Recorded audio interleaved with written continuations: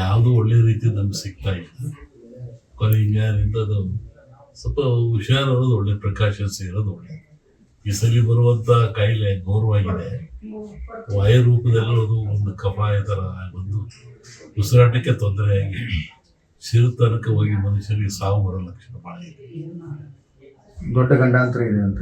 ಇಲ್ಲ, 5 ವರ್ಷ ಲೋಕಕ್ಕೆ ಇದೆ. 5 ವರ್ಷ ಈ ಕಾಯಿಲೆ 5 ವರ್ಷ ತನಕ ಸಿಂಪ್ಟಮ್ಸ್ ಇರುತ್ತೆ.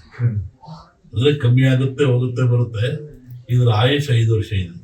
ಅಷ್ಟೇ ಅಲ್ಲದೆ ಈ ಬಾರಿ ಮಳೆನೂ ಬೇಗನೆ ಮಾನ್ಸೂನ್ ಸ್ಟಾರ್ಟ್ ಆಗಿದೆ. ಜಲಪ್ರಳಯದಂತ ಏನಾದರೂ ಲಕ್ಷಣಗಳಿದೆ?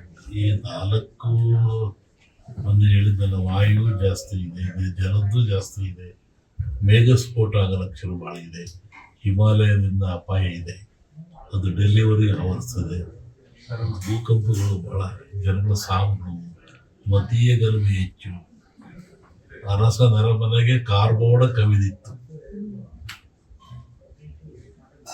ಅರಸನ ಮನೆಗೆ ಕಾರ್ಮೋಡ, ಅರಸ ನರಮನೆಗೆ ಕಾರ್ಬೋಡ ಕವಿದಿತ್ತು ರಾಜಕೀಯವಾಗಿ. ನೀವು ಹೇಳಿದ್ರಿ ಈಗ ಮತೀಯ ಗಲಭೆಗಳು ಸ್ಟಾರ್ಟ್ ಆಗಿ ಯುದ್ಧದ ಭೀತಿಯೂ ಸಹ ಇದೆ. ಆಯ್ತಲ್ಲ, ಇದು ಮತ್ತು ವಿದ್ಯುತ್ ಪ್ರಾರಂಭ ಆಗ್ತದೆ. ಜನರಲ್ ಅಶಾಂತಿ ಇದೆ. ಇದು ಹೊಸ ದೇಶ ಉತ್ಪತ್ತಿ ಆಗ್ತವೆ, ಕೆಲವು ದೇಶಗಳು ಅಳೆದು ಹೋಗ್ತವೆ.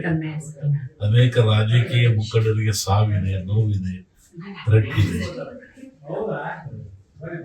ರಾಜ್ಯ ರಾಜಕಾರಣದಲ್ಲಿ ಏನಾದರೂ ಮೇಘಸ್ಫೋಟ ಬಹಳ ಇದೆ ಜಗತ್ತಿನ ಇದರಲ್ಲಿ.